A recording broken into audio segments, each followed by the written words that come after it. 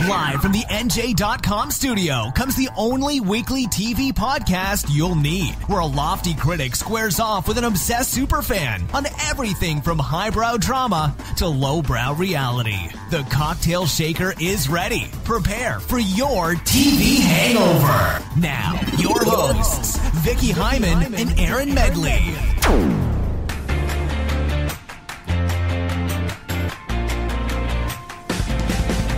Hello and welcome to TV Hangover. I am your host along with Vicki, who's also your host. I always say that and I feel really bad about it. We're co-hosts. You take the lead because you're so much better at radio than I am, but we are co-hosts. Untrue.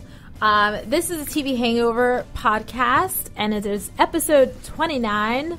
That's how old I turned last year. Oh, you're kidding me. But I'm bummed. Just kidding. Not. We are doing something new today, which you people who are listening have no idea about, but we are live streaming on YouTube right now. Are you sure? Because we were having major technical difficulties. I'm pretty positive it may or may not be working, but whatever. If you want to watch us, we're going to try to do this every week. So make sure you go to the NJ.com's YouTube channel, and you can see Vicki and I recording the podcast. Right there, we're waving at the cameras. In studio today, we have a very special guest, Bobby Olivier. Bobby. Hello. Bobby's here because it is American Idol finale week. For all time. Like, for all time. Until they bring it back. Until they bring it back in 2 years. Wait, you guys feel like they're going to bring it back? They've already said they'll probably do a reboot of it at some point. No. Yeah, it's like when any good band goes on hiatus, when they come back, it's so much better. I don't like that. Well, we're going to get into Idol. It's like Cher's farewell tour. That she's had multiple times. Yes. Got it. So don't forget to follow us on social media at TV Hangover Show, at E_meds, at Vicki High, VICKIHY, and at Bobby Olivier. That's right. And don't forget that extra I, as I did, and Bobby reprimanded me for it. Not over it. Cries himself to sleep every night. He totally does. We also have an email address. It's tvhangovershow at NJ.com. And while it's not on today's rundown, I would like to acknowledge that last week we received 2 emails. Oh, that's right. We did. We did. We got one from Don, who's from New Jersey, who likes to remind us that he was technically the first person to ever email us. Thank you, Don. But it went to our junk folder. And by the way, Don, I take offense to your note that I can't read more than 140 characters. I can. I read your whole email. I don't recall what it says. Oh, my God.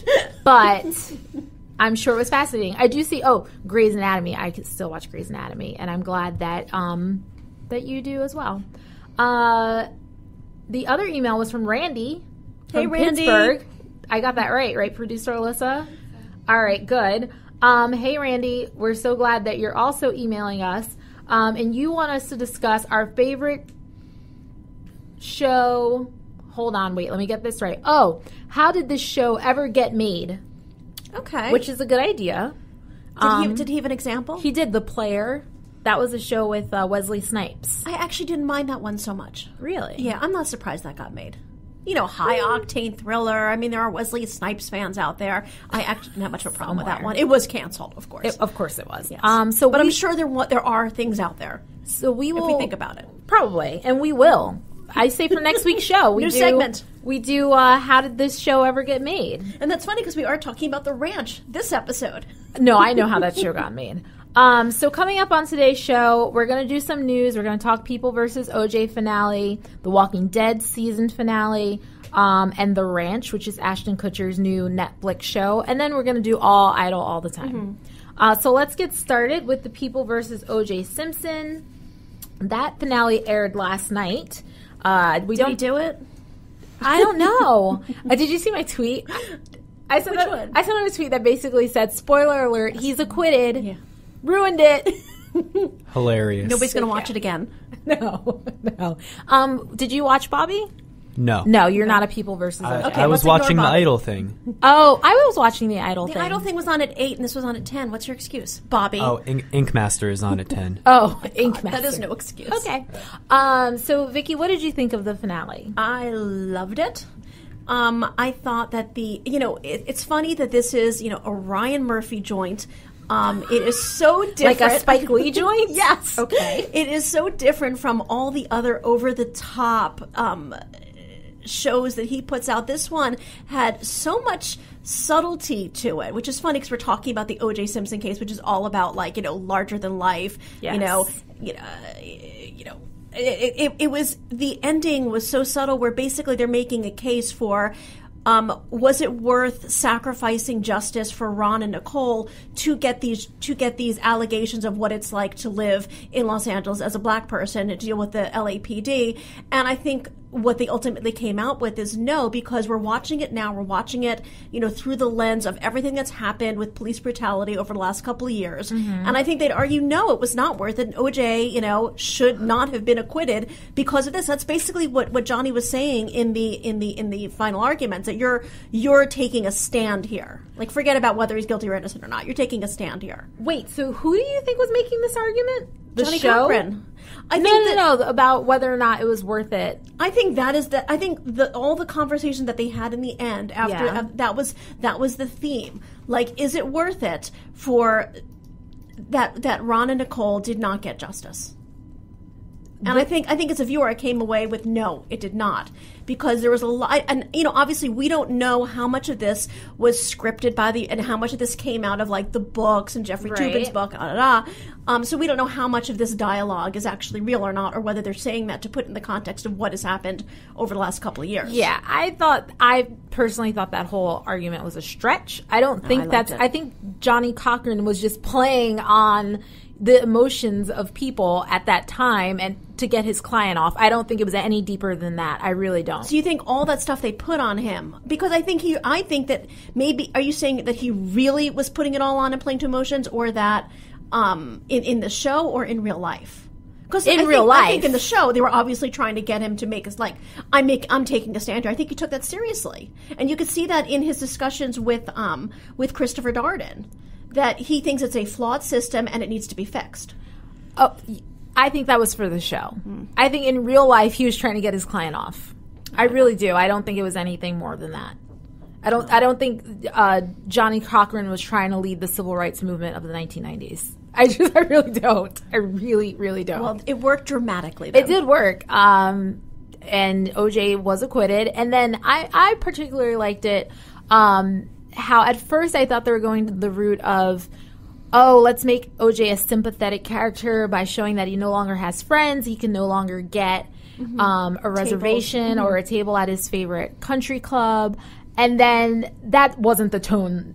That's not where they took it. It was sort of like, yeah, he may have been acquitted. However, in the eyes of many people in the public, he is guilty, and this has changed his life. And Robert Kardashian, David Schwimmer actually turned. I think he had a very interesting performance all the way through. I thought he was great. He was great. He was really good. One of the unsung, actors of this show. Everyone talks about Sarah Paulson and Courtney B. Vance. And Sterling K. Brown. You have to have a middle initial to be on the show. Wait, Sterling K. Brown is Darden. Darden, yes. Right. Yeah, everyone talks about them. No one really talks about David Schwimmer. He's the only person where I looked at him and I didn't even think it was David Schwimmer. Like, I had to really remind myself. I knew it was David Schwimmer. But I still think it was a very good... And the funny thing is that at the very beginning I was kind of annoyed by him, like his whininess. And there was that whole scene at the beginning about OJ trying to kill himself in Kimmy's room. No, not in Kimmy's room! Yes. But the Kardashian stuff didn't really, I actually think that one of the flaws of the show is that they did so much stunt casting with the Kardashians and Faye Resnick that turned out to be really not much of anything having to do with the show. They were in the show, like Faye Resnick. Yeah. Connie Britton was one episode. Faye Resnick was in for like one or two episodes, and that was it. But I think overall it was a great season finale. I think it was a great season. I'm a little concerned about season 2, which is going to focus on Hurricane Katrina. I'm very interested in that. I think it could be really good, especially if they do like the standoff at the bridge where they wouldn't let the New Orleanians cross into the West Bank, and they stopped them with the police. I think there's a lot of possibilities. I do think there are a lot of possibilities, but who are we following is my question. They'll find like somebody. Who are the players, and are they real people? Do you think that the success of this had something to do with playing into, what we know and seeing it again? And, they very deliberately would show the scene, and then they showed the scene through the television lens, which is how we all saw it. So yeah, it will be different in that sense. But I after this season, I have like a lot of faith in. I mean, it wasn't Ryan Murphy's. He wasn't like he didn't have his hands all over it clearly. But whoever is running the show for him, kudos. But he directed last night's episode. Did he? Yeah, I read that somewhere. All right, so that was People versus OJ. We'll have to wait until the summer for our next OJ documentary, the 30 for 30 series. I can't wait. All right, Walking Dead finale. Bobby, do you watch The Walking Dead? I do watch The Walking Dead. Does he watch The Walking Dead? Okay, good, because I do not. My only contribution to this conversation will be Negan, played by Jeffrey Dean Morgan. Hottie. That's it. That's all I got. And charming. And always charming. Yeah. Always charming. Even with the bat with the barbed wire. See, I know some stuff. Yeah, in a murderous kind of way. Okay, so Bobby, The Walking Dead finale. Creatively bankrupt? Yes or no? Drawing out just a few minutes of action and just a whole lot of tedium. And leaving on a cliffhanger like that, Walking Dead, the finales usually you kind of expect a main character to be off in these finales, and that, I mean, it sort of happened, but we don't also just expect something exciting to happen in the finale, and I guess something exciting happened. We just don't know what it was. Yeah, I mean, well, just and then the whole thing with Carol and just Morgan just won't let her go, and it's like, well, you've been stabbed and shot in the arm and shot in the leg, and you're laying there and you're saying, just let me die, like. I don't know. I might just be like, all right, I'm going to take my horse and go. But I think Carol was actually probably more problematic for me than the whole Negan thing. I mean, it's lame to do a cliffhanger like that and not give you any idea who was killed. It does not make me want to tune in again at all. But my problem with Carol is that the last 4 episodes of the season, they completely did a personality overhaul on her and don't really explain why. Or, I mean, I don't understand what's going on there at all, and she was one of the best characters. Yeah, and just the whole thing when her and Maggie were taken captive and she starts to hyperventilate, and that was a good episode. Yeah, and that was a good episode, and it just seemed like, oh, well, she's definitely doing this just so she can get out of her restraints and just, like, kill everybody, which that still happened, but... Just the fact that was supposed to be the real turning point for her, that she just like couldn't deal with all this anymore and couldn't deal with killing for people she loved and couldn't deal with loving and couldn't deal with anything else anymore, and it just seemed like too sharp of a turn for her. I mean, so now we have finally introduced Negan, so we have the Grimes gang up against another uber villain. But this is the worst one so far. This is the worst one so far. Yeah, I don't always, know. I just don't understand. I mean, it's the apocalypse. We have a limited amount of stories to tell, and they keep telling the same story over and over again. I mentioned to you earlier, I watched the first episode of Fear the Walking Dead, which returns on Sunday for its 2nd season. And while I did like the episode in and of itself, I feel that the whole idea behind Fear the Walking Dead on the West Coast, just as the zombie apocalypse is breaking out, is all about the civilization crumbling, and they didn't really show it that much, and now it's just another survival story, and who can you trust, and are they out to get us, can we work together, how evil are men, they're worse than zombies, it's the same thing. Yeah, but they're on a yacht now. Mostly. They're also on a yacht on The Real Housewives of Beverly Hills. Really? Thank you, Erin. You're welcome. Are there zombies? There are no. There are man-eating They're creatures. in Dubai. So no. Really? Yes. My mom watches that. Does she? Yeah, she doesn't know where Dubai is, though. Oh. Yeah, she admitted that to me. That's fine. And now I'm admitting that to everybody else. So you guys, I heard a lot of people were really disappointed with the Walking Dead finale because you don't find out who Negan kills at the end. It sort of blood splatter, and then it's filmed from the victim's point of view. Yeah. Got it. Yeah. And I mean, with a little bit of Googling, you can find out in the comics who gets offed, but whether they're going to stick to that, I mean, I would guess that they do for something as big as this. You think so? Yeah, I'm gonna. If I had to bet money on it, I would bet that what happened in the comics with that scene is what it's going to be. See, I would bet that it'd be one of these second-tier characters like Rosita or Abraham or Eugene or somebody that we met later on we don't really care that much about, because it seems like for the last season, everybody seems to get rescued. Yeah, I mean, everybody I'm not really going to give away about. too much, but My bet is that the one of the more main characters is going to be. Well, that would be bold. Yeah, it would be bold. Unlike what they've been doing. It would be bold, and it would redeem them in my eyes a little bit for the way that they just sort of stumbled through the end. Go ahead. So the show returns in 6 months, I guess. Yeah, usually October. Halloweenish. Yeah. So that's when you'll find out. And then, well, actually, are you not going to watch? She's going to watch. No, I'm going to Yeah. watch. It's Come my on. job to watch. This is why they can do this But to the you other guys. thing that's interesting is that, it's like Game of Thrones, and when Jon Snow died, there's like all these eyes. Allegedly. On the sets. Allegedly. I don't believe it. But there's all these eyes, and there's so much behind the scenes stuff going on that, we may find out before then. Yeah. Right. All right. Well, that was The Walking Dead. Yes. A show that I do not watch, but I may, because you guys know I've been, sort of dipping my toes into shows that I haven't watched previously, so maybe I'll watch a couple episodes from season 1. You really should just watch the first episode. It's All right. really good. All right, I'm in. Yeah. This weekend I will watch the first episode of The Walking Dead. And then you'll watch the second because it's hard to not. And actually, the first season's only 6 episodes, right? Yeah. Oh. And the whole thing's good. All Yeah. right. Kind of fine. starts to not so good in the second season. Well, another show where I watch more than one episode, The Ranch. Wow, I was the one who told you to watch more than one episode, and I only watched one episode. I can't believe that. I'm like, Vicki's like, oh, did you watch the new Ashton Kutcher? It's a different take on the 3-camera comedy. It is. You should watch a couple episodes. I'm like, okay. So Well, then we're I go watch talking about two. it now. I'm sorry. I was very busy watching a lot of other stuff. All right, so tell us about The Ranch, Vicki. The Ranch is it's sort of like a mini That 70s Show reunion. Stars Ashton Kutcher and Danny Masterson as brothers. Yes. Sam Elliott, the great Sam Elliott, is their father, and he is semi-estranged from his wife, played by the great Deborah Winger. And it is Netflix. Don't forget Alicia Cuthbert. Yes, I'm sorry. Did she show up in the second episode, or was she in the first one? Oh, you're right. Sorry. Oh, yes, that was the one you didn't watch. Yeah, that's the one I didn't watch. Yeah, sorry. Mm-hmm. Sorry, for you Alicia Cuthbert fans out there. Sorry. So, Netflix is always trying to do different things, and what they did here is they took a traditional multicam studio audience sitcom, but they're sort of making a dramedy out of it that you would see, the sort of... It's sort of like Orange is the New Black, except or Shameless. This mixture of comedy and pathos.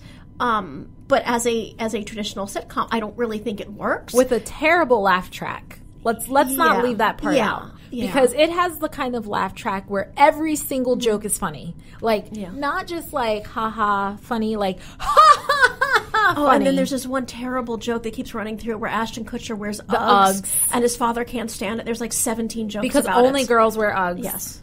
Apparently. I think actually what it more it didn't remind me so much of like, 2.5 Men, which, it's basically the same kind of set, all that kind of stuff. But it actually reminded me a little bit of we've talked about a lot, All in the Family. And a lot of the sitcoms of the 70s that did more routinely mixed, poignancy and emotional notes with, ha-ha. Let's not forget Edith's rape scene where she brings up coffee. Hysterical. And there's laughter. So I thought it was interesting to watch. I don't want to keep watching it, obviously. Right. But, kudos to Netflix for trying something new. Not kudos to Netflix. Really? This show is terrible. Don't watch it. Moving on. That's all you have to say about it, seriously? I mean, it's not funny. Okay. At all. All right, American Idol. 15 years, right? Yeah. It's been on 15 seasons. 15 seasons, 15 seasons. I remember it premiered on my birthday back, what was that, 2001? 2002. 2002. The ultimate gift. That's right. Yeah, thank you, American Idol. We've seen a lot of success come out of the show. It's clearly the most successful reality competition show. By far. Yeah. By far. And I used to be a loyal watcher. Vicki watched up until season 10. Mm-hmm. Bobby, have you seen every single season? I've watched most or all of every season except for season 9. I was in college and busy, and I Drinking. still not working actually, but that I still think was probably the worst season anyway. I think I missed the worst who season. won who won? That was Lee DeWise versus Crystal Bauer socks No, in the fight of the Crystal century. Bauer Yeah, but Lee DeWise won. He did win. It was a pretty weak season. Yeah. And that's it. And that was the season that Tori Kelly tried out and didn't make top 24. And now, look at her now. Well, Where's Lee Dwyer? I'm covering a Tori Kelly concert in a couple of weeks. That I'm not going to. Because it's sold out. Whatever.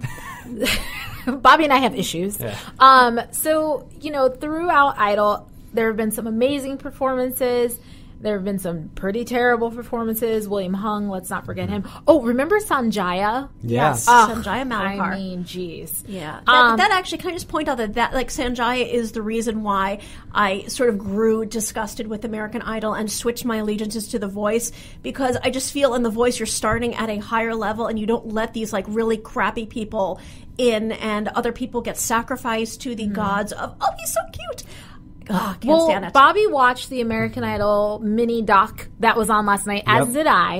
And it's funny that you mentioned that, Vicki, because one of the producers said when they brought the show over, Fox was like, well, Americans like to root for people, and like they don't want to see the bad people, and they don't want Simon Cowell to be mean. And the creator of American Idol, or one of the producers, was like, well, that's not what this show is. And they say they consciously make an effort to pick the very best and the very worst. Yeah. There's no middle. Yeah. And so that's what they were going for. And I think a lot of people, did grow tired of the really terrible singers in the audition rounds. And that's why they stopped watching, but that was always my favorite part. Yeah, and I mean, Really? they've the last couple seasons, they have showed very few bad ones. I mean, they've really gotten away from that. Like, going back and looking and seeing the clips from last night of just how all the bad people that they would show, I think that they've been in tune with the fact that people have grown tired of that, and have sort of gone more of the Voice route where they're really highlighting the good people. Although I have to say my guilty pleasure was Hollywood Week and the team performances when there was yeah. so much drama. It's always still drama. always So much drama. Yeah. Always drama. Yeah, the big thing this year, for those who weren't watching, one of the top three who's left, Trent Harmon, he had mono during Hollywood Week. Oh my God! Gross. And for the first time ever, they had to do a group round with one person because he was contagious and he couldn't be in a group. And so he has to go up there by himself, and he's like, can barely stand up, and then he sings well enough and gets through. But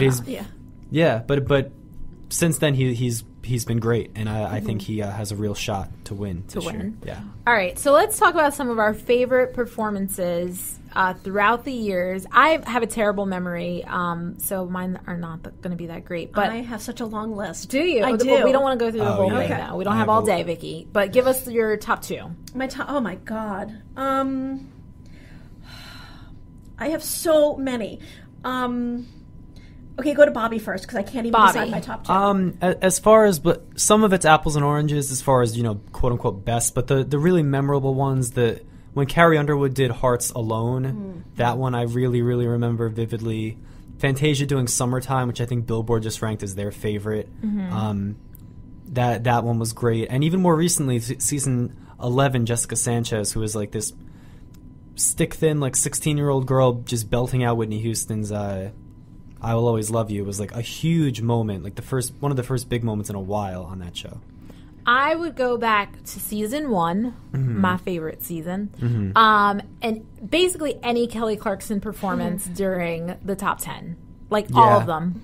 Yeah, and when she went and did I Surrender by Celine Dion when she was sick, and just like it still wasn't that bad. Yeah, that's a memorable one. She was amazing. Yeah. Okay, Yes, so Vicki. I'm combining two in one. Okay. Because one of the things that I really enjoyed about American Idol was the twist that some of the artists would give to songs. Like, yes, I love hearing a great Whitney Houston cover as much as the next person, but when there's actually like a musical moment, and I will give you the example, David Lee Cook doing Hello and Brooke White doing Love is a Battlefield, where they take these pop songs, these arguably cheesy pop songs, they slow it down, they make it different. There is nothing cheesy about Love is a Okay, Battlefield.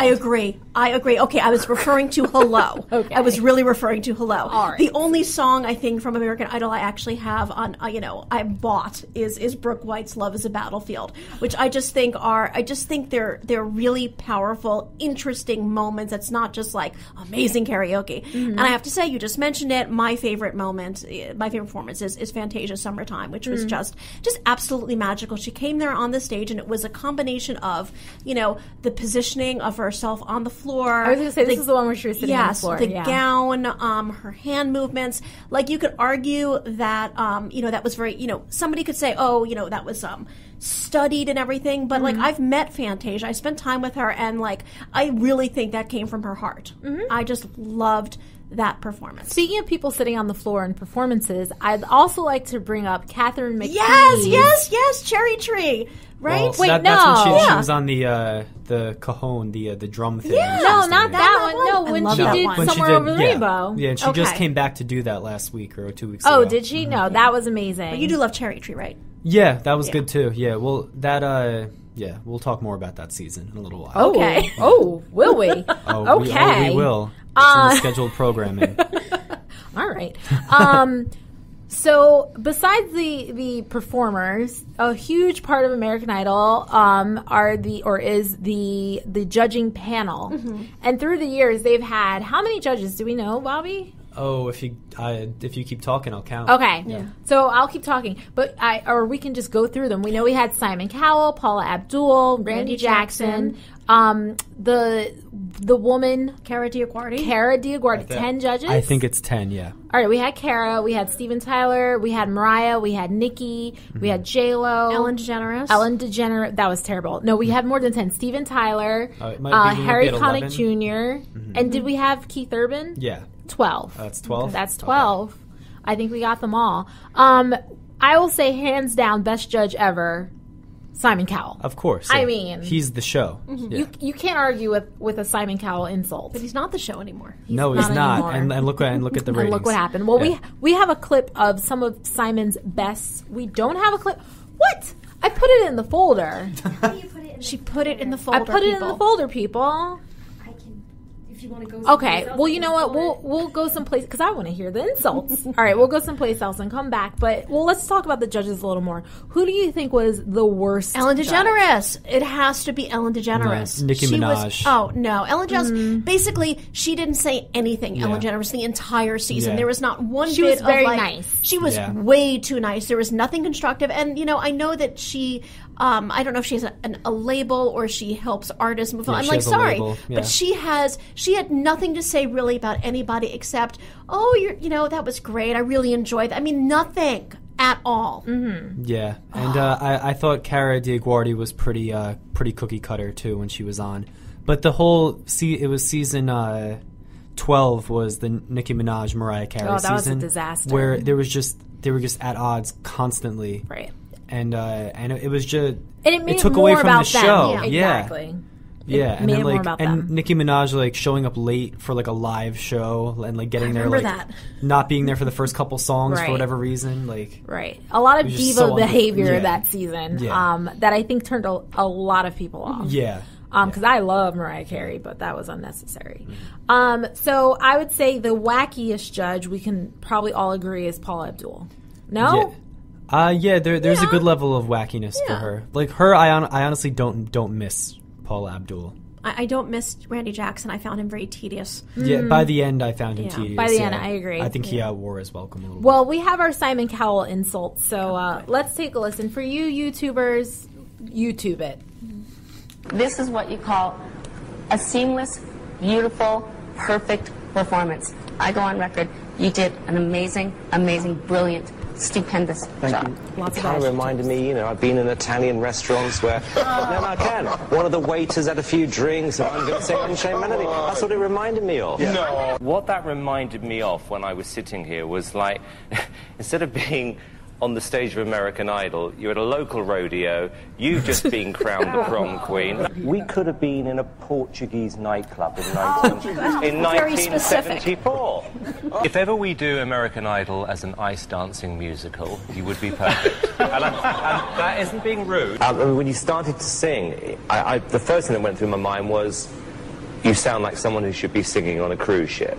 And then halfway through the song, I imagined the ship sinking. That was like some ghastly audition for a boy band, which you would not have been picked for. Yeah. It's the luck. The cruise ship line is funny because we all know that Jennifer Hudson was a cruise ship line singer. And there are a lot of cruise ship line singers on The Voice. Yes. Well, I mean, the good singers. Yeah. As a cruiser, there are good singers on the cruise ship. I do want to talk really quickly about the whole Jennifer Hudson being voted off early, which everyone has deemed as the most shocking moment in American Idol history.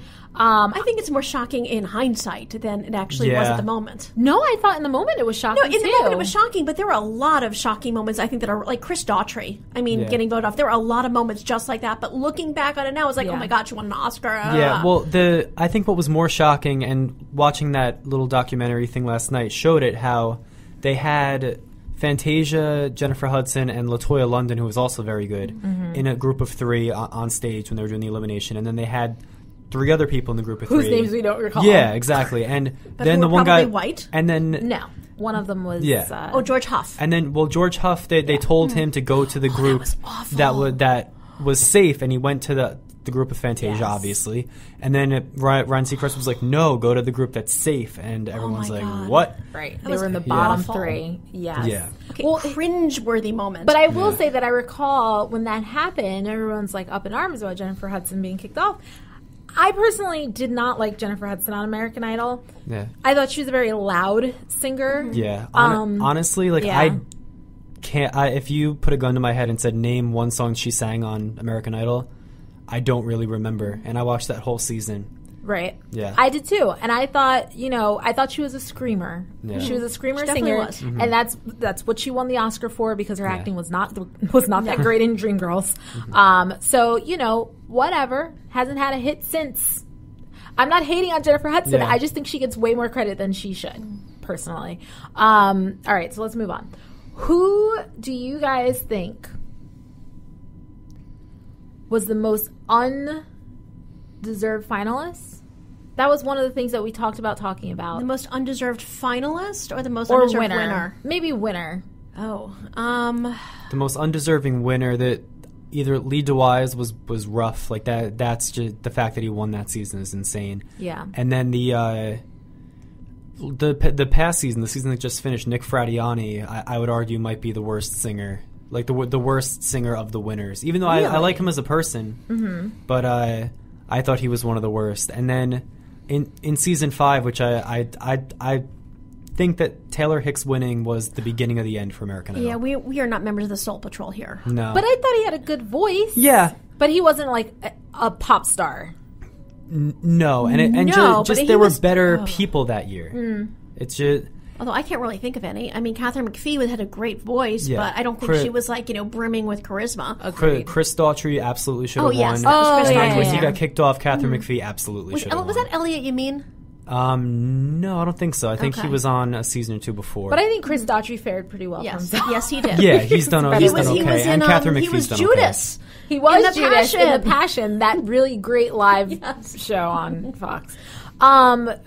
I don't have any because I can't remember crap. So, sure, whatever Bobby just said. Maybe let's talk about the ejection that pains us the most, where we're still like, I cannot believe that this person got voted off of American Idol. I know that we have some clips. We're going to play a little game where everyone chose a vocal from that person, and then the other 2 people have to guess who it is. So let's go with Bobby's first.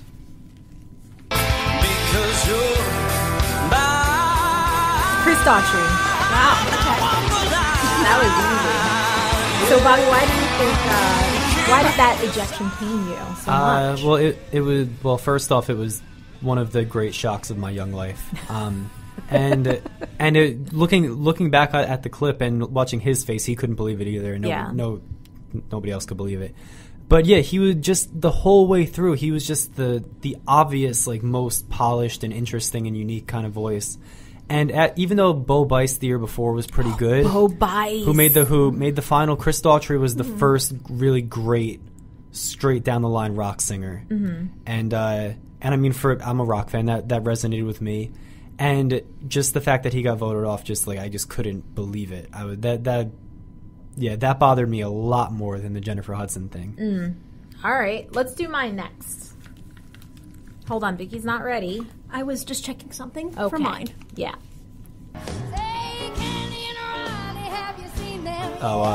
Haley. Yes. Reinhardt. Haley Reinhardt. She was very good. Oh, She was her very, voice, very good. I think she may have one of the most unique voices that's ever been on Idol, at least for the seasons that I watched. And I loved her. I really wanted her to win. Who won that season? Scotty McCreery. Oh, that's the season I stopped watching. Yeah. That was season 10? That season was just plagued with upsets. But that season was a good year. That had a lot of different dynamic kind of people, including Haley. And yeah, I thought that when it came down the stretch, she made the push, but it was just the country voters were just out that year. I also don't think she made... I mean, obviously that was Benny and the Jets, but I don't think she made great song choices that season where maybe they were just... people were just not feeling them. But if you want to hear from Haley Reinhart, she doesn't have a band, but she has an awesome cover of Creep that you can find on YouTube, and she's featured in the Extra Gum commercial where the two people go through their lives. The song is Can't Help Falling in Love. You've definitely seen it. I don't know. I haven't watched a commercial in several years. All right, well, that's where you can hear Haley Reinhart in the Extra commercial. Let's listen to Vicki's choice.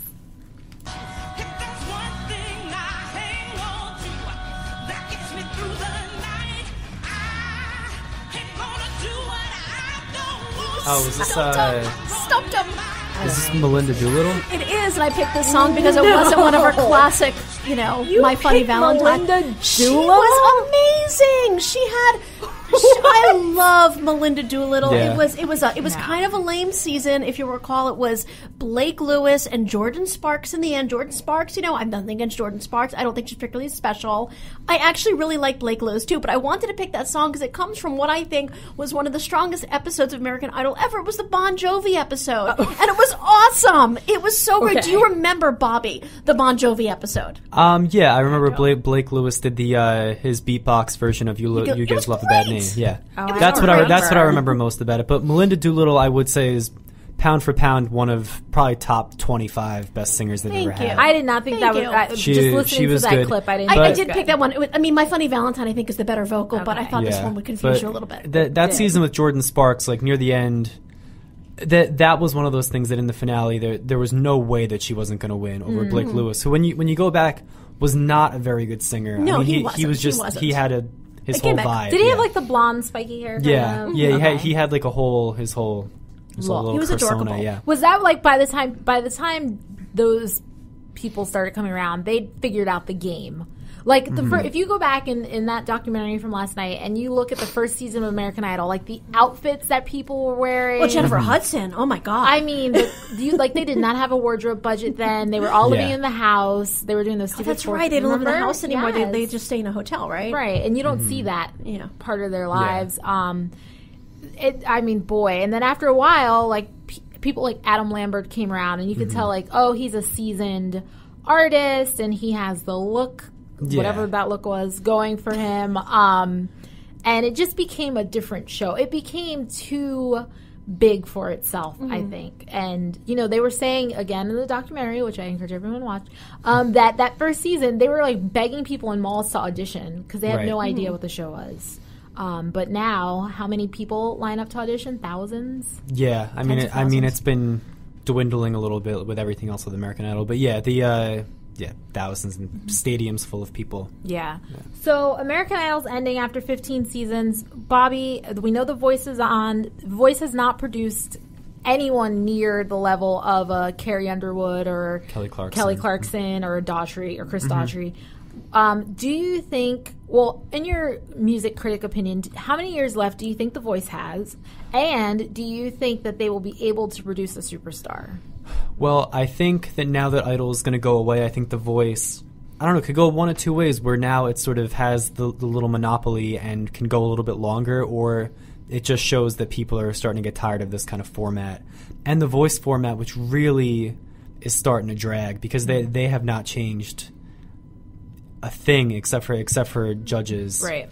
Do you think it's a misstep to do it twice a year? I didn't think so before because I couldn't get enough of it for a while, but I think now they might be better off just doing it once a year. I mean, it's a whole problem also with something like Project Runway where, obviously there are always great singers, but from this season of The Voice, it doesn't seem like there are that many great singers anymore. Yeah. I think there are a lot of really good singers this year, but I think there's a lot of people who are really good, sort of session, studio singers, that they're not the most interesting people. And with Idol, you've always, even for better or worse, you've always had a lot of extra time with these people and gotten to know them more, and they've just been sort of more interesting kind of people than the voice people who it's like, oh well, I had a career for a while and then it went away and now I'm doing this and I'm an amazing singer and I should win. Yeah, and go buy my iTunes songs. But I think you're right. The format also, it's like they okay, this is your battle, and then they have a meeting with the mentor, and then they have another meeting with the mentor, and then it's just like I could just fast forward through it at this point. Right. Just give me the song. I watched the first 2 seasons, I think, of The Voice, and then I was over it. I was over the format almost immediately. I think after the first 2 was when it really started to gain steam and get the end. I think the sweet spot was like season 3 when Cassidy Pope won. I think that was maybe their best season, just like in the pocket of the fandom and everything. Well, I would like to end this American Idol retrospective by saying rest in peace, Brian Dunkelman's career. Yeah. Was he on the... Did he make a special appearance last night on the special? No, there were clips where he was in the clips. Yeah, but they didn't have an interview. With him. They did not bring him back, or he did decline to participate. We don't know. But poor who cares? Sorry. I love how it also in the documentary it was like American Idol turned Ryan Seacrest and Simon Cowell into billionaires or like millionaires or whatever. And it's like, Brian Dunkelman, just rub it in, salt in the wound. Yeah, he was trying to fix the antenna on his TV to watch the documentary. Oh my gosh, maybe we can get Brian Dunkelman on this show to discuss what After all this, I'm sure he'd be happy to come on. Hey, look, Brian, we'd be happy to chat with you. You never know how it could turn out. Yeah. Brian, I don't know if you know this, but we're on YouTube now. And we have 2 people watching. One of them is us. So on that note, that will do it for this episode of TV Hangover. Vicki and I will be back next week to discuss something. Who knows what? Something. We'll figure it out, and we'll probably take up Randy's idea, so we'll start thinking about how did this get made of specific shows. Don't forget to follow us on Twitter at TV Hangover Show, at E_meds, at Vicki Hy, VICKIHY, and at Bobby Olivier. And like our podcast on iTunes, Spreaker, Stitcher, all those places, and watch our YouTube video, guys. NJ.com. We will see you next week.